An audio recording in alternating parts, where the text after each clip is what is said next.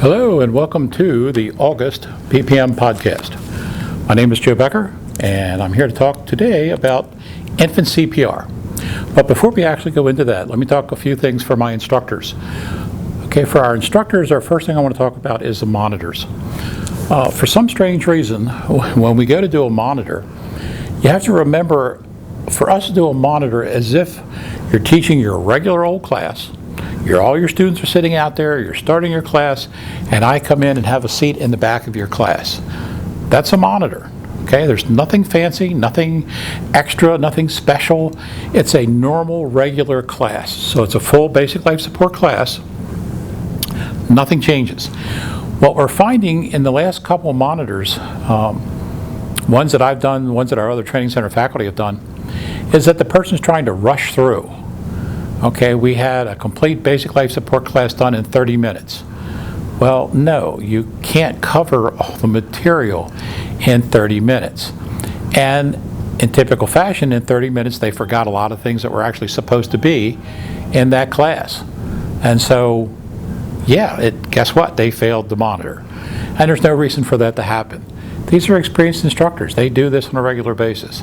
So we don't care if we're sitting for 2 hours, 3 hours, 4 hours. Whatever you normally do for your class is what we want to see when we're doing your monitor. Okay, no need to speed it up because you're trying to save us time. That's not what that's about. It's us seeing your actual class. So when we see your actual class, that's what we're looking for. Okay? So enough said about that. Let's just back doing the real classes. Okay, number 2 to talk about is our COVID vaccine. Some of the most recent information popping up today looks like there's going to be possibly a booster shot coming out, which is kind of neat. I guess, we kind of figured that somewhere down the line there was going to probably be a booster for all of us. And it is what it is. Everybody here has their vaccine shots, both shots. Some of us have had Moderna, some of us had the Pfizer.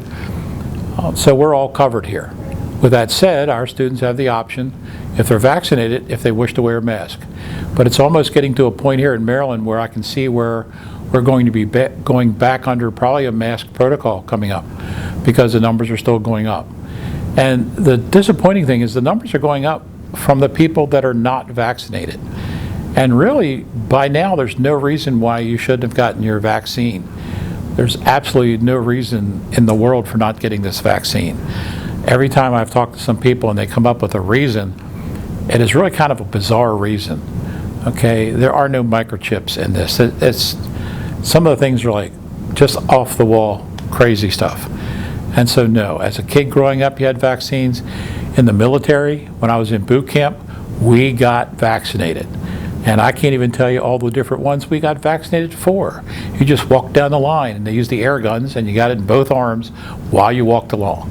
Okay, so yeah, everybody gets vaccinated. That's the name of the game. And we're finding more and more with the RNA type stuff that this is really going to be a turning point for not only things like the pandemic, but for possibly cancer and other things that have been haunting us for years. Okay, so no reason why not to get the vaccine. Let's get out there and get it. It's for your good and it's for everybody else's good. One thing I am going to say to all of my instructors, and that's all the ones based out of our training center here, is by this coming January, there's absolutely no reason that everybody should not be vaccinated. If you're by some strange reason don't want to get vaccinated, then please submit your paperwork. We'll be happy to transfer you to another training center. But for all of our instructors, you're out bringing people into your classes. If you're not vaccinated, there's a good possibility that you could spread this to someone else that is not vaccinated. The bottom line is you should not be a spreader. And as such, we're not sure even vaccinated you may have that possibility, but the bottom line is I want all of our people vaccinated. Okay, so you got till January 1 to get it or find another training center. Okay, don't want to play games with this. Okay, now let's talk about the infant. And the first thing, of course, CPR. And since our videos are now not just for our instructors but also for our lay general public watching this, there's 2 things I'm going to talk about. The layperson or bystander CPR, beginning part stays the same. Are you okay? Are you okay? We tap the foot. Okay, and then we see if they're breathing. If there is no response to the foot tap and they're not breathing, the assumption is made during cardiac arrest. So you put your 2 fingers here, center chest, and actually it should be 1 finger's width below that nipple line, but center chest works. 2 fingers, very rapid compressions, from 100 to 120 beats per minute. The typical infant's heart rate is between 140 to 160, so that's even a little faster. So bottom line is 120 will be just fine. Okay? Compressions, 30 compressions, 2 breaths. 30 compressions, 2 breaths, cover mouth and nose. Okay? Now, on for the basic life support. A little bit different here. Are you okay? Are you okay? That part stays the same, but now we're going to feel for a brachial artery in here, inner aspect of the arm. Okay. The reason why we're feeling for a brachial artery is to see whether or not they need rescue breathing only. So if they've got a pulse, which would be odd, but if they've got a pulse but didn't respond, then all you do is breathe them. Okay, anywhere from 4 to 6 seconds.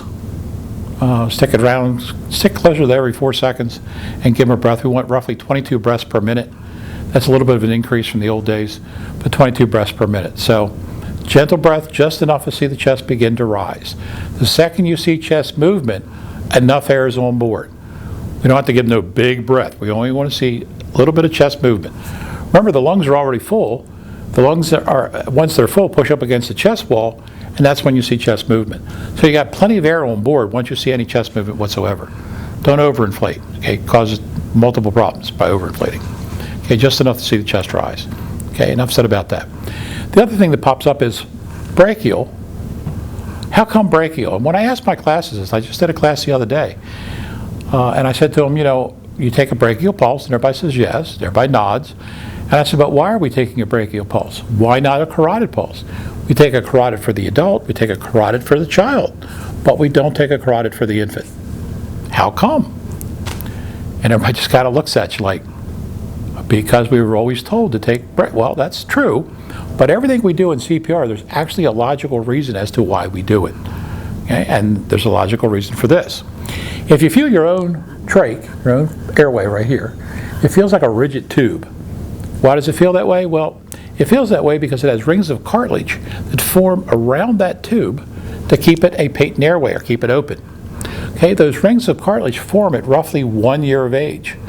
So prior to one, there's nothing there to protect the airway.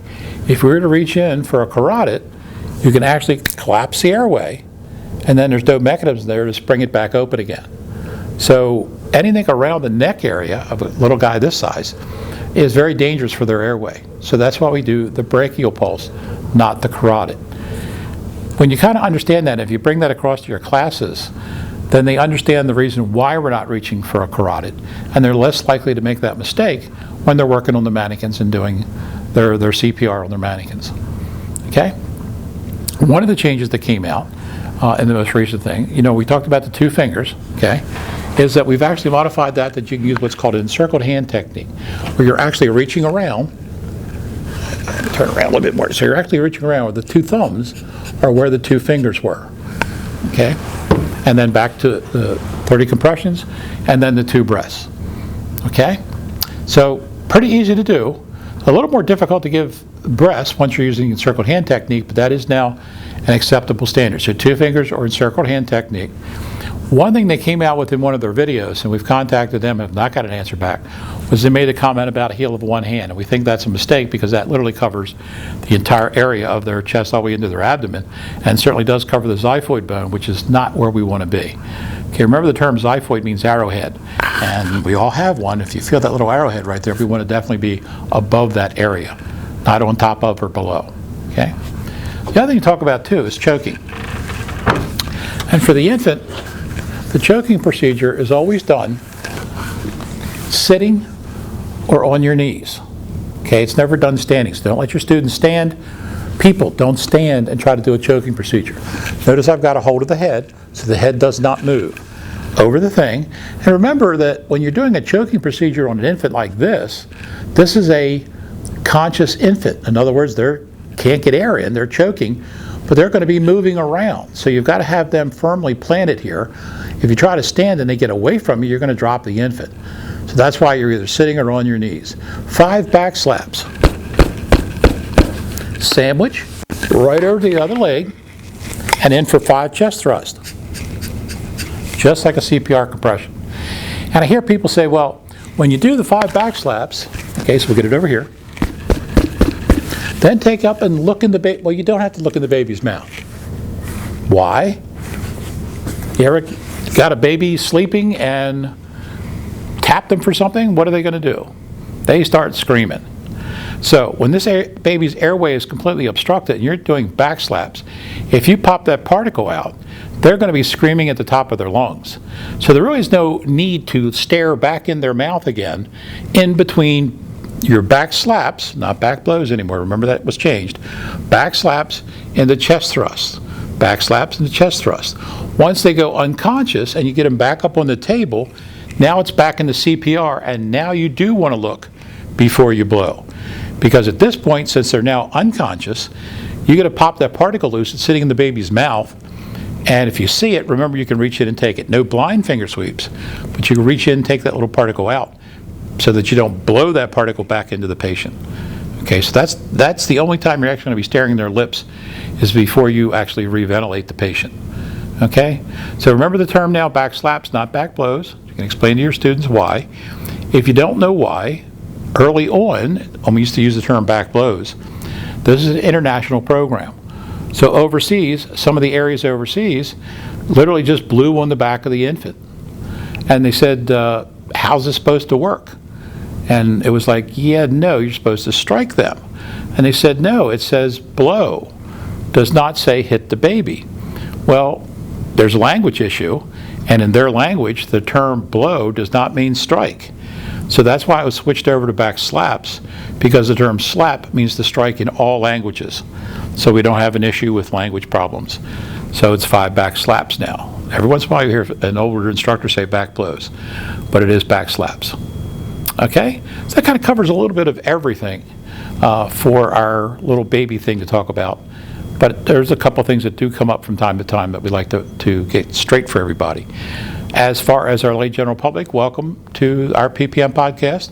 This is kind of new for us to be doing stuff for you as well as for our instructors, but you're certainly welcome to watch all of them. You're going to see some of the stuff that we talk to our instructors about and what we want them to be doing. And if there's any questions, you can always contact us. We'll be happy to answer any questions for you anytime that you have. Okay, now our little secret question this time, it's at the end of our little monitor podcast, is what is our 800 number to PPM? Many of you probably don't realize that PPM's had an 800 number for 30-some years, and we use it on our out-of-state places and stuff like that want to call us for toll-free. For the most part in Maryland and on cell phones, 800 is kind of a non-existent number anymore because you don't pay tolls on cell phones. So, but we still have one. How much longer, I don't know. But that's the question is, what is our 800 number to PPM? And remember, the first person that gets that in on our email wins a little prize. If you've won a prize already, you're certainly welcome to give us the 800 number, but you probably won't get a prize. Not unless you're the only one that came up with it, but whatever. And that's pretty much everything. Again, thanks for watching. Stay safe. Get yourself vaccinated. Get that taken care of. And see you again next month. Again, if there's any questions and if you've got something that's really important, I may do an intro podcast if something really important comes up. But other than that, see you next month.